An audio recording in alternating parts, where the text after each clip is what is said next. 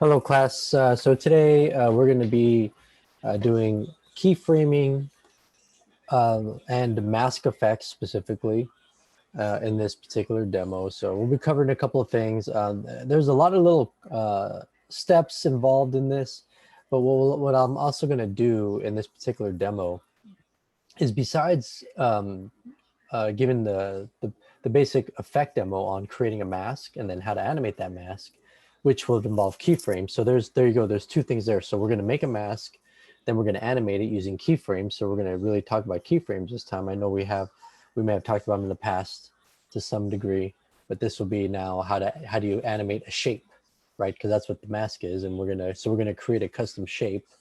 And then the third part will be not only just using a traditional sequence and timeline, but I'll show you how we can create the effects in one particular sequence and then creating what are called nested sequences, or at least give you examples of how you can use those via some animation pieces that I've created. So we'll show you that. So there's a couple of things here, again, that we'll be talking about. And like I said, and then I'll also be giving you some fun tips. So let's go ahead and get started. We're gonna go right into the desktop here. And I'm also gonna share the sound. Okay, so here we go. So now we're in Premiere, and we're gonna just go ahead. Let's just consider the fact that at this point I've already imported my footage. I think that's what I was trying to say. Oh, I'm tongue-tied. So let's say I already have my footage, I already have my content. So you see my image here, I'm sure. And what this is showing then is a piece that I did. I was invited to be part of a large show back in Denver, Colorado at the Myron Gallery, which is housed at the University of Denver. So if any of you have ever been to UCLA, to the Fowler Museum that's on the campus, this is very similar.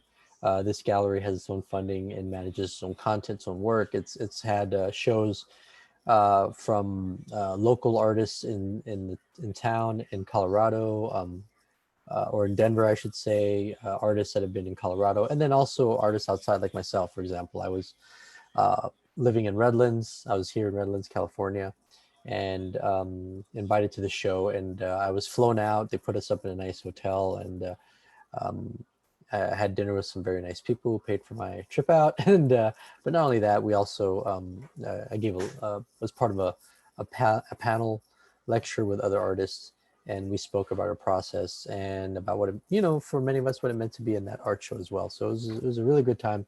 So just to let you all know, there are other avenues besides just making film. I mean, you can also participate in art shows and gallery shows, which are the ways of sure, it's revenue, but notoriety, being experimental, practicing your craft. I mean, there's always benefits to it. So, and this is akin to kind of being in a film festival in a lot of ways. So I've done, this is predominantly has been my, I should say, process, or my, usually where I exhibit my work, and it's usually in gallery spaces. But this technique that we're doing today is an animation technique, but it's something that you can use in traditional narrative videos and films, or experimental ones. So either one. So let's go ahead and get started. Making a mask and then animating that mask. And really, the way I'm going to show you here is I'm going to create a sequence with just one element. I'm going to create another sequence with the other element, and then I'm going to combine the sequences. Okay, so this way I'm going to show you how to do nested sequences. You won't necessarily have those instructions in the modules and the pages, but you're going to have the step-by-step on how to create the effects and do the keyframe animation. So everything else, again, as normal or as usual, as I've recommended and suggested, as you watch the demo, take notes as well. Consider this a lecture, as if you're sitting in class. All right, so like I mentioned, we're going to assume that we've already imported all of our assets. We have all of our content ready to go. And I'm just going to use my existing assets. So I already have a bin called subclips, and inside I have a bunch of clips that I've already created. They're various lengths, anywhere from 5 minutes, 10 seconds to 1 hour. So we're going to use this. So I'm going to double click, and I'm going to load up this one clip called Match 5 with Martians. And the reason why is I'm just going to animate this guy right here. And really for a lot of these projects, for example, and even in the final example that I show you, when you're animating this work and doing the work, you just have to take into account that it takes a long time to animate. So this isn't something that you're going to want to wait for the last minute to do this project or the show. I mean, this takes a while. To give you an idea about this particular animation piece, in total, I think the animation lasts, honestly, 1 second. It does last 1 second when all the elements are combined. But what I did is I animated 3 unique elements on the one screen, and then you have a fourth element that's being animated in the background. But that fourth element is comprised of 9 different parts as well. So there's a lot of little pieces. And again, when I get to the end, I'll show you what that looks like, and then I'm going to break down how it was built to show you just how complicated you can get. And then for those of you who have done any After Effects, you can see like, okay, this kind of looks like After Effects a little bit. And again, this is also to show you that you can do some animations here in Premiere where you don't have to go in After Effects. So this could save you time. I know it does for me, because I could just, really it's because I can just control all of the elements within Premiere and not worry about any extra links, even though you can create dynamic links inside of Premiere with After Effects, just like we did, or similar to what we did with Audition using and Premiere, and doing the round tripping there. So it's pretty similar to that. But in this case, like I said, I wanted to do everything in Premiere. So I'm in the assembly workspace, so you can see that here. And so then I only have my project pane, and this has now become the source pane, and here's the timeline. I don't have any sequences, I mean, I've created 1 or 2, but I don't have any loaded, which is why we don't see anything here. So let's start off first with making another subclip of the Martian guy. So I think what I'm going to do, here we go. I'm going to find him there. I'm going to tap I. I think it was just placed for 1 second, really. And then we tap the letter O, and there we go. We're going to make a subclip here. We'll call it Martian. And then I'm going to restrict this to my subclip boundary so I don't go beyond it, and I'll just click OK. So there it is. Now, at the same time, I've also already pre-made one, which is Martian guy, in exactly the length that I want. So I'm just going to use that. But just to show you, here it is, Martian, ready to go. It's probably very similar. This one's even shorter. But I'm going to go ahead and do Martian guy because it's a little bit longer. Well, maybe not. Let's try it. Let's go with this guy. So as I mentioned before, I'm going to make one sequence with my animation element, and then I'm going to make another sequence with my background element. Remember, so if you're following along on the steps, it's going to be part 1, part 2, and part 3. That's what I'm really talking about. So let's start with the first one. So I'm going to drag and drop this on top of here on the plus on the new. And that will make me a sequence called Martian because that was the name of the subclip. So I'm going to call this animated Martian guy. And remember, the symbol is for sequence and this symbol is for subclip. So that's how we know also the difference between the two. Remember to further, if I wanted to kind of protect myself a bit more, remember I can make, I'm going to call this animated sequences. So then I can just put my stuff inside of it. Oh, not that one. I want my Martian guy. I'm going to put Martian guy in there. And then I'm going to put animated Martian guy in here. This way, all the elements that I need to work are in my bin, right, as needed. And I mean, I can even pull this out like that. So I can close this and just have that right there.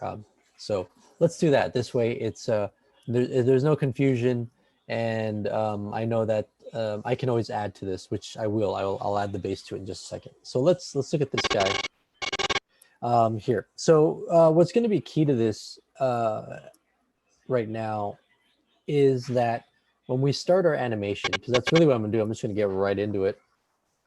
I want to make sure that my playhead, remember this guy, is at the very beginning, right? So if you have your computer, you can press the up arrow and that'll put your playhead at the very beginning. It's very important that we do that because of the, um, when we create our keyframe, if we start off with our playhead in the middle and then we go to the end, we're like, oh no, I started here and then I gotta, it becomes awkward because then you have to animate backwards as well as forward. And it just becomes such a pain in the ass. So it's like, just save yourself any potential, um, you know, headaches, problems, trying to figure out how to fix it. Put the plate at the beginning, and even if you start animating it later, because I've even done that. I remember when I was working on this particular project, this animation, for I think all at least two out of my three major characters, I started about halfway, and I had to then start over. It was such a pain. I was like, whoops, I screwed up, So, but it also made sure that I learned it. So that's another thing to consider. Remember, you can. Um, uh, Learn from all your mistakes. And I know I mentioned it to some of you, but I have made so many mistakes. I think that's why I've gotten pretty good at editing, because again, you learn from them. So let's make sure our plate is at the very beginning. I also then want to go into editing. Now, some people say, well, you can go into effects, but I don't want to do that just yet because it creates too many panels. And for this, I want to keep it simple. So I'm just going to use editing because I'm just going to use the source pane here is going to become my effect controller. And here's where I'm going to create animation. Uh, and the reason why I just do this because there's going to be at one point when I go full screen on this, so because it's easier to create all my mask points, that I'm not even going to look at any other window. And so you'll see when we get there. Now, for this particular effect or this particular type of animation, we don't actually have to load any of our effects here. There's no specific plug that we look for because it's going to be a mask effect, and Premiere uh, builds that into every single clip. So what we do is we go into effect control, and then to make sure that I'm working on the right one, I click on my clip and it gets loaded, if you will, into my effect pane. And here we go. Now we have motion and we have opacity. Now for us, what we're going to do is we're going to be creating a opacity effect. Um, and you're in the right place because you're going to see these three little guys. Because if we open up motion, you're not going to see that. Maybe under scale or, maybe on one of these, rotation might have it. I don't know if any of them do. But that's how you know you're in the right place because opacity will have these three buttons. Now, these three buttons here are mask effects. You can create an automatic oval or ellipse. You can create a quadrilateral or elliptic 4-point polygon, a square, or you can create your own custom using Bezier curves. This is what we're going to do. But just to show you how this works, if I wanted to do a mask effects here, I just press the button and there's my mask one. And then I just move this around, put it where I want. Can make this bigger just to show you how mask effects work. And I mentioned this in the notes that if this was above my baseline, my base, then everything that you see that's in the negative space, that's black, would be the bottom layer. You would be able to see it completely. But since we're not doing that, it's all black. Now you notice how there's a solid line and dotted lines. Well, the dotted lines are the feathering. So that's kind of see how if I pull it out, and I click away, let me click away so you can see this. See, it's a very soft edge. So if I go back to this and I tighten this up, so let's pull it close. Let's just pull this away. No, that's not that one. Here you are. See, I can, if I make it tight, well, actually not that, but this guy, here we go. I pull the big one in, notice it gets tighter. And if I go all the way down, again, click away, then I get hard edges. So it's the difference between whether having hard edges or more of a soft edge. Click away so you can see. There we go. So I'm just going to do that. I kind of like to, or let's be somewhere in the middle. There we go. That's a good place to start. I put in the, well, let's get rid of this effect. Now let's say, okay, well, I didn't want to do this. It was a mistake. Whoops. This was a mask effect. So all I got to do, like all the effects, I just click on the effect that I added and tap delete. And then there you go, it'll go away. So the oval that was there is now gone. My clip is fine. I'm still in my 0 baseline. So I'm exactly where I need to be. So let's start with our animation, or not even our animation, but the like step one as indicated in our steps. First, we're going to create the mask, and then part two will be the animation. So let's start with the mask. So to do that, I'm going to click the pen tool right here for my Bezier, and there's my mask. And then I'm going to use these buttons, the path later, to control or to animate. But again, that'll be after. So I mentioned in the notes that depending on whether you're right-handed or left-handed, you'll want to start on a different side. So if you're right-handed, you want to start on the left side. If you're left-handed, you'll probably want to start on this side. Now, you don't have to, but for me, that's just what I recommend. Okay. So what I always do when I do this types of effects, though, is I start with one point like this, and I put my first point, and there it is, it's blue. Now, the reason why I start like this is because then it creates the outline for, or it selects the, excuse me, the program pane that I will then continue animating. And right now I'm going to show you what you can do. Excuse me, I was just getting some water, a little thirsty there. All right.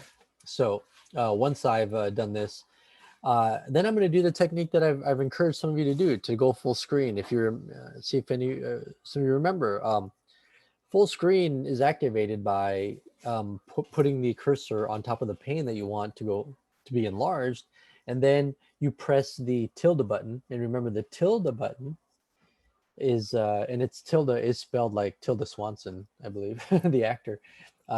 It's the button that's right underneath the escape key above the tab key on your keyboard. If you have a Mac, it's on the top left.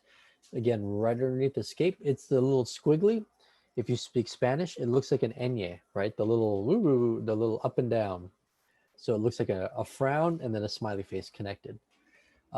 It also is like an accent. So when you're looking at the key. So if I tap that, again, with my cursor in the correct pane, then I click it, and then there you go. See, I go full screen. Click it again, it goes back. Now, I mentioned it's important to put the cursor in the correct pane, because if I got my cursor, let's say down here in the timeline, and I hit tilde, see, that goes full screen.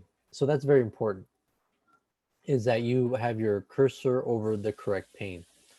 And the reason why I'm doing this too, because now it's much easier to create my points, because what I'm going to do in a sense is create an outline of my object that I want to animate. Okay, so I started with my first point, and really the best advice you can get when you're creating these points is think of like an action figure, or if any of you have ever used an artist modeling figure, you know, those little wooden guys that are on a wire that you can bend around in all kinds of poses. That's pretty much what you're kind of creating here, is you're creating a form of that, you know, with all the joints, but you're creating like the outline of it. You know, you're not creating necessarily the stick figure. You're creating like an outline of the actual element you're doing. So what I'm going to do is I'm just going to create points like just around the major areas. So I'm not going to get very precious here, because it can get messy right away. And as I mentioned in the notes, you might want to plan ahead for some stuff. So I'm only going to do like a major point on like wrist, top of finger, hand. So that's not going to be a whole lot. You know, it's very simple. Shoulder, neck. Let's see, side of head, top of head, other side of head. Say bottom of head, shoulder. So now I kind of want to do the same symmetry over here. Elbow joint, top of hand, wrist, point, other part of hand. This one might even, yeah, this is going to be a little tricky. Now, at the same time, if you notice, I'm not animating the arm, although I could, see, just like this. I'm going around the cape because I want all of the elements. So When you're doing your animation, again, those are things you need to consider. What are the elements, and where are going to be the points of articulation? So it does require sometimes, some thinking ahead. So I got 1, 2, the hand, and then I'll put one here, and then really I'm doing this to do symmetry on this side. And once I've got to the bottom, then I go to my original, I click, and boom. Once I finish the outline, it automatically generates the mask effect. And if I hit tilde, there we go. That's what it looks like. So automatically created um, just by doing the outline. So yeah, pretty cool. So now the next phase is, once I've created my mask, I want to do now a path. Okay, now one thing that Premiere can do, just like After Effects, or very similar, is it creates what's called a mask path. So if I press this play button here, it will attempt to follow this character as he moves, and at least follow his outline. Okay, follow his outline. Now, following the outline may not be perfect. This is really, I would only really recommend doing this if like you want to create like a blur over the face, because you can drag and drop like a mosaic over someone's face, kind of like those effects from Cops where someone didn't want to be didn't want to be recognized. You don't want to see their identity. Then that'll be good, because it's kind of just a big blob. But when you're getting a little bit more precious like this, where you have articulation points, this may not work the best. So we are going to do this by hand. And either way, for this project, I do want you to do this by hand, because that's how you learn it. It's really tedious. It takes a long time, but you learn it. As you can see, there's already been quite a few steps. And there's going to be a few more steps. And again, there are plenty of opportunities to screw up. So keep that in mind. So now we've created our mask effect. That's part one. Now we're going to go into the second part, which is the animate part. So we're in effects, and we're going to go over here and we're going to click on mask path. Okay. And that creates over here our first keyframe, and it puts it right in here. Also, this particular button, or this little symbol, gets created. Now, anytime I create one of these like that, or turn on this clock, I get a new keyframe, and then this appears. So opacity, just give you an idea. See, all of these just appear because I turned them on. So, but if I want to get rid of them, I just turn them off. Boom, and continue. Yes. It might do that again. Yes. Do this one more time. Turn that off. Okay. Now all my keyframes are gone except for the one that I want. And what I want to do is move the playhead ahead a few frames, and I can do that by pressing the arrow. See? And I can see that, and you can see when I move ahead, because it's just a mask, it's not animated to the person. It's gonna leave a weird outline, and you can see he's already moved out. Now we can see the background a little bit. So we need to move this with our character. This is how we create our animation on our really neat looking thing, or a really neat looking guy that will then we can then put everywhere we want. So the next thing we want to do is, you're like, well, wait a minute, how do I animate the points if I can't even see them? So what we have to do is go back over here to mask one and click on that, and then we can see our articulation points again. So what I'm gonna do first, I'm gonna move this guy over, and immediately when I moved it over, and let's put it about right here, more or less, I'm just gonna use his head as like a reference. Notice that I generated another keyframe. That automatically got generated because I have the first one made. Okay, so unless I make that first one, again, by turning this on, I won't get the second one, and it gets automatically made. So the good news is, from now on, I don't have to press any more buttons over here. All I have to do is worry about is animating this guy. So at this point, I can go full screen again, so I can get precious and try to find my points and then move it. So I can get kind of fancy. So the animation piece that I made when I originally for my for the art show, I used man, how many of these did I do? I used several. I probably had 30 or 40. I mean, not more than that. I probably 30 or 40 articulation points. Took forever to animate them all. And the thing about it is, I had to come up with a plan for like how, you know, where how precious do I want to get my animation. It's sort of like a decision I had to make early on, and it's really, you know, to save your sanity, because um, see, at this point it starts to get a little funky because the hand is a little different, but I can sort of see move things around a little bit. There we go. And look at this. It looks like it's even following him. See, look at that. So it's starting to work. It's exactly what we want. So we can go forward a little bit more. Let's go ahead and move forward here. Okay, now there we are. We can see that that's okay. I'm going to move a few more, move it over. And we can see, again, I just use his head as a reference because I'm going to animate the rest. Put this down like on his shoulders. And if I chop off a little bit, I mean, it's okay. I'm not, again, for the demo, I'm not going to go nuts on it. Let's put these two guys here so we can see his arms really coming down. He really moved his hands. So boom.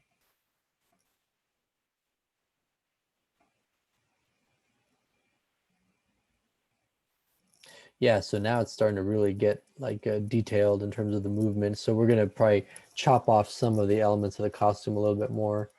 It's not going to be as precious or as pretty. But again, that has to do with the decision to not be so precious with the animation. For you guys, I do want you guys to do quite a few articulation ones because I want you to make it as clean as possible. Okay, so there we go. There's that one. Let's continue. Okay, let's move that one over. So I'm gonna keep going. This is like watching paint dry.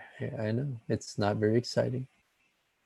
It's why when animation, oh, let me undo that. So if you notice what I did is I created another point there. So I'm gonna undo that because this is very similar to Photoshop in that I can create as many articulation points as I want. But again, just got to be careful. I don't want to make any extra ones that I don't need. I might actually have done that. Hopefully I didn't. We'll see. Okay. Now, traditionally with animation, I'll give you a little history.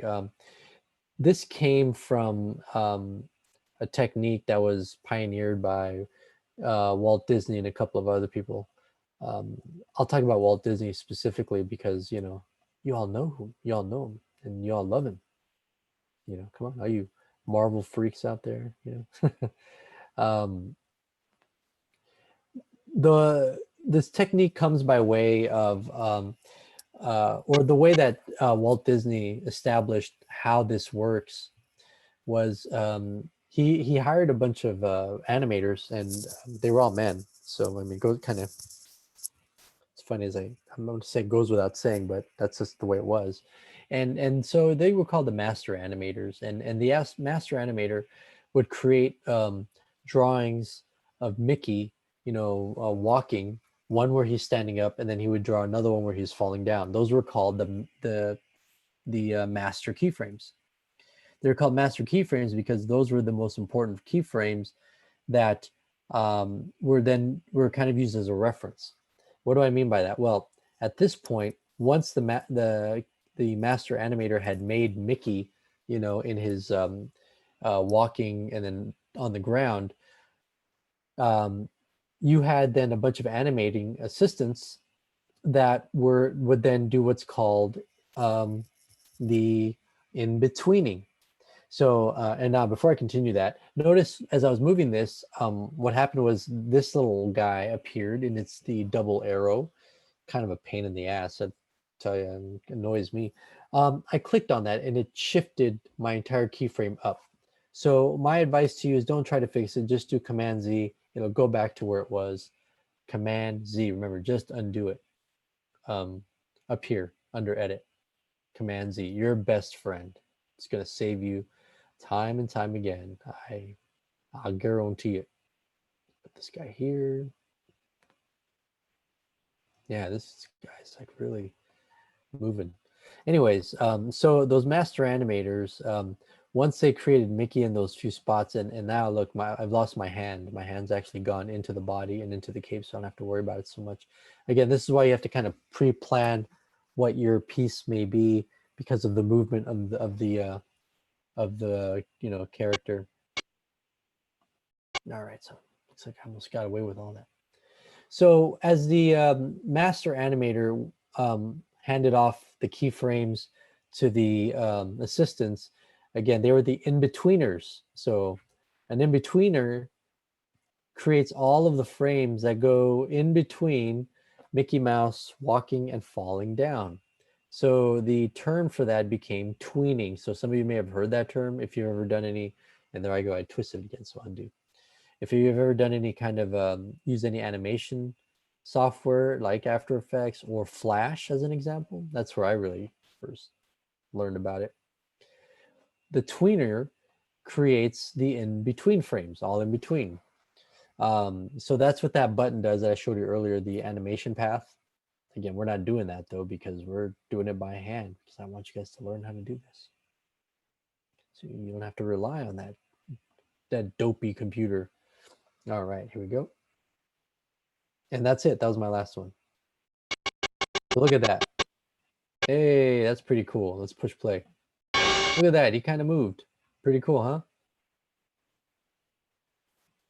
Let's put this in the beginning. Have fun. All right, let's make that smaller. And let's do view. Let's do, I should be able to do a, where's my playback?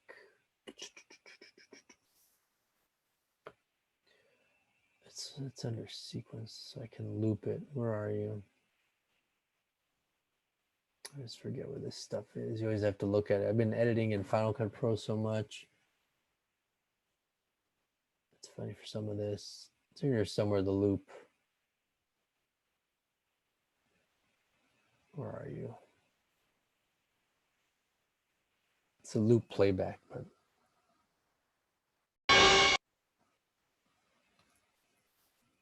actually, let's undo that guy.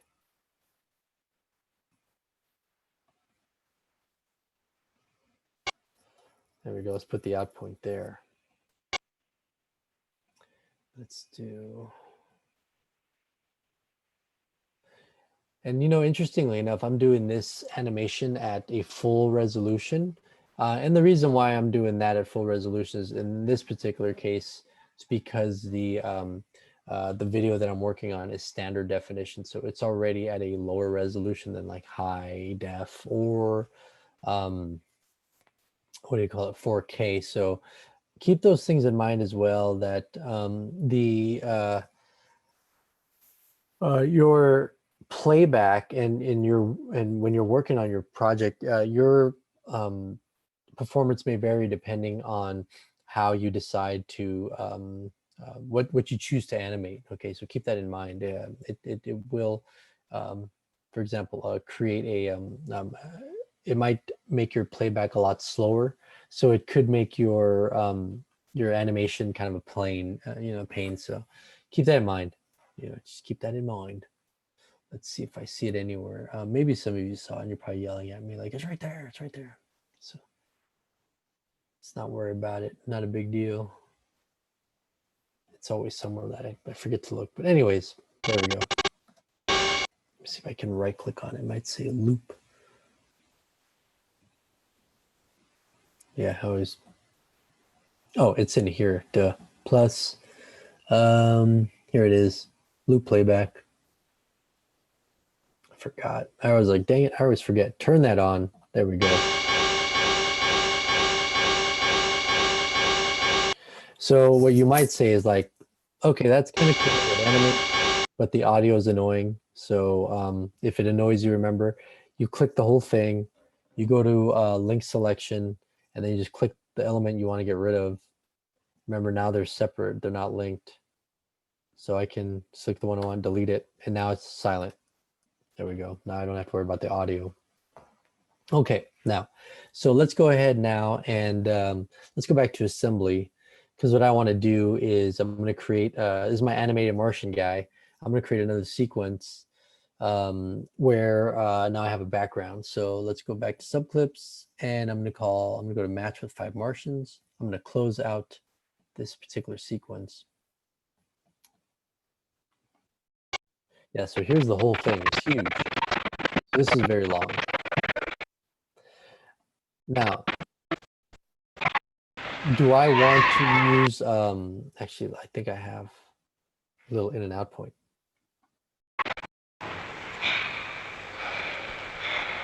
So we can see this is almost 4 minutes long. So remember, frames, seconds, minutes. So it's almost a 4-minute sequence. And that little element I have is only like 1 second maybe, or barely.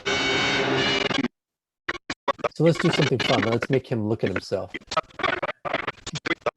He'll challenge himself a little bit. So let's just do in point. Lucharé hasta morir. Cuidado, Santo. Voy a desintegrarlos. Okay, let's do that. I'll just do a little bit. I'm going to create another subclip. I'll call this confrontation. Yeah, I got to learn how to spell. I'm going to leave my restrict again. It doesn't matter. All right. Now what I'm going to do is I'm going to create a sequence out of this thing. There we go. Confrontation. And I'm going to call this base for animation. All right. And now I'm going to open this up. Let's go ahead and go back to like a line view. Because what I want to do is I want to put this inside my animated sequences. So I'm going to call this, where was it? It was under subclips. So let's close out files, open up subclips, base for animation, put that in here. And then I have confrontation. There we go. So those are now my 4 elements. And as promised, what I'm going to do with this is I'm going to create it so that, here we go. Okay, there it is.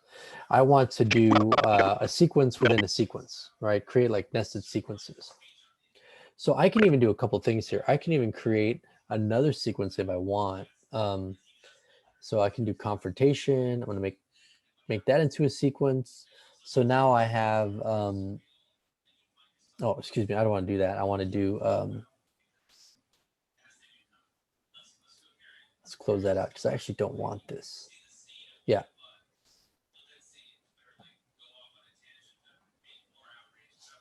Let me close this up and then let's delete that. What I actually want to do is not that, but I want to create the base for animation.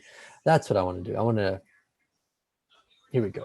Because when I do this, notice that it turned green because this, it represents a nested sequence, a sequence within a sequence. So this is very much like the movie, what's it called? Inception, if you will. So let's call this here composite of clips. I can call it anything I want, a combination composite, but point of this is I can delete this now, is now I'm going to bring in my clips and put them inside. So if I have base for animation, okay, so there's that. So let's close you. Because what I'm going to do is I'm just going to drag and drop it and put it in layer 1. There we go. And then I'm going to see I still haven't linked my selection. So actually I'm going to let him talk because it's kind of funny. And then what I'm going to do is I'm going to put animated Martian guy. I'm going to put him on layer 2 because that's kind of what's at stake here. See, there we go. And there he is animation guy can then be, remember I put it on top because it's a mask effect. So let me click this eyeball so you can see this. See, if I turn off this layer, there's nothing, the negative space goes black. See, and I can turn off Martian guy too, on and off. Let me go ahead and make sure that I don't have audio. I mean, I just don't want to see that. So I'm just going to close that out. All right, now I have options with this guy here. So one thing that I can do with him is, let's go back to editing here. Have this selected, go to effects control.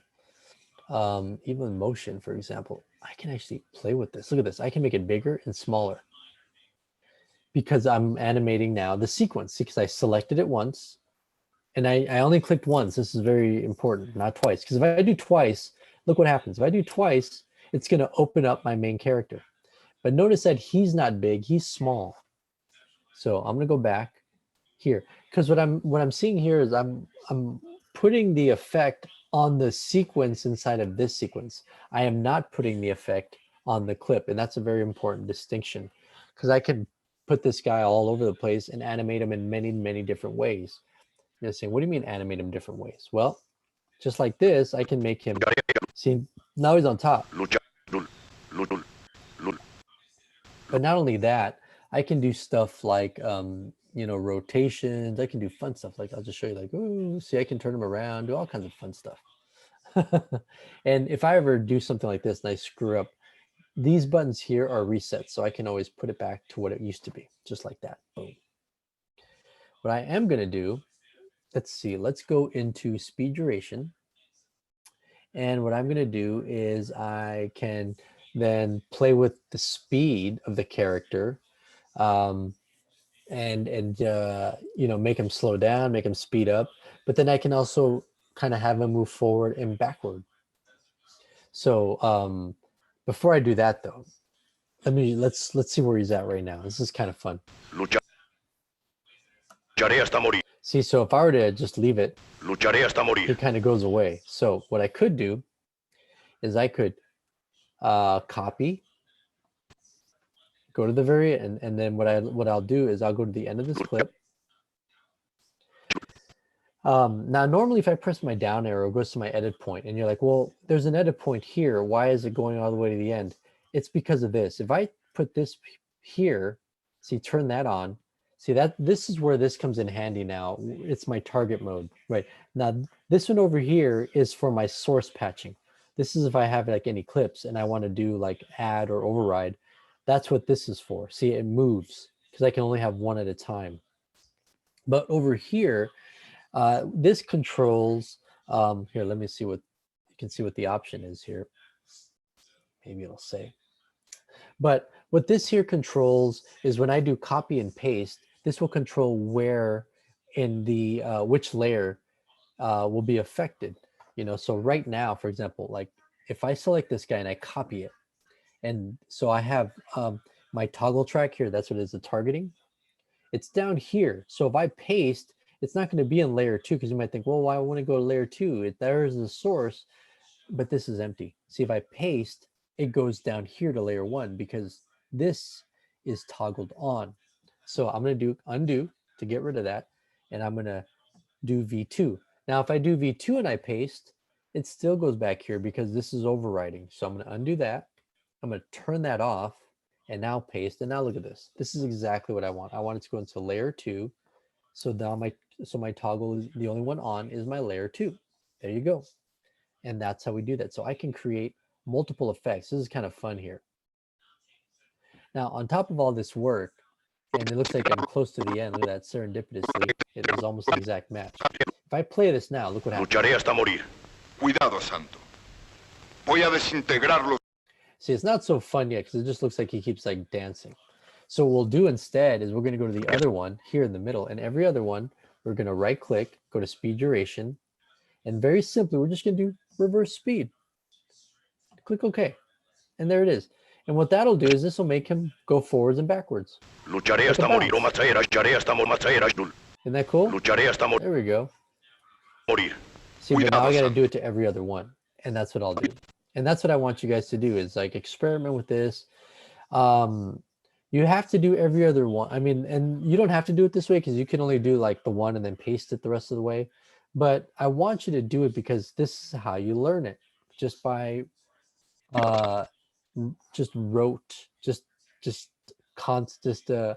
what's the word I'm looking for? Just by, it's kind of rote memorization because you kind of memorize the technique, but you're just practicing it over and over. Let's do one more. Right click on you, speed duration. See, that's all I'm doing. Let's do the last one. And then click OK. All right, now look at what we just did. Look how it's pretty fun now. Now it's like, hey, hey, hey. Voy a desintegrarlo. And that's a pretty clean, I mean, overall, hey, that's a pretty clean animation. Let's look at it in full screen. Lucharé hasta morir. Cuidado, Santo. And he's in front of Santo. Voy a desintegrarlo. So there you go. So that's how you create an animation. And the way I'm showing it to you here with sequences, one way you can do it let me show you the other way that I did it. Let's go to no, it's under subclips and demo forward and reverse. So I already did that.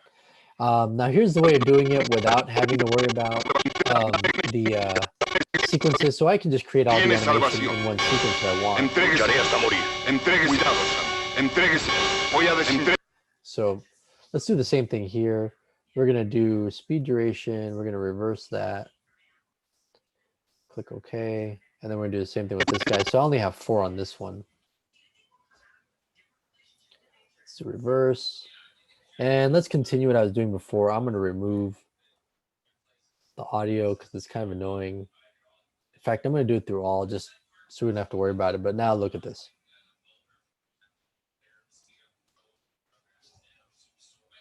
Now, one thing I could also do if I wanted to, if I knew like, you know what, I just want these all together, I could right click on this and then do what's called a nest or do what's called a subsequence. So if I do this, for example, this then gets automatically generated and I can just pop that sucker here, for example.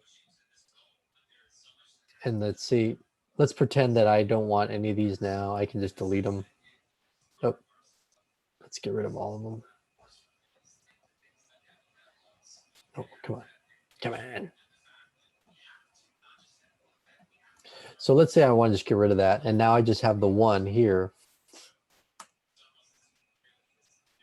Because now the advantage of doing it this way, where I created my own little subsequence. So there you go. I mean, that's one way of doing it is just like I mentioned before, I can select this guy, go to effects controls, and then go to like to scale, for example, and make him bigger if I want. And not only that, you're like, well, what if I want to move him and see his face? I click on motion and then I'll get his outline. And then I can just kind of put him where I want and he can become like this huge monster if I want, like raw. Let's see what he does. It's like raw. So there you go. So all kinds of fun techniques you can do just by messing around with the mask effect. Let's see if I have anything else I can show you here. I think that's really it in terms of the effect. So for your assignment, just to take a look at the project 4, I think is where we're at, and you can find the parameters. This is there might be other parts, so be sure to look on the modules and pages for that. Or this could be it. So if this is all I want you to do, then go to it. If not, take a look at the other lecture for any other techniques I want you to work on. All right, so there we go. That was the technique on creating a mask effect. As usual, please contact me with any questions, and I hope you have a productive week.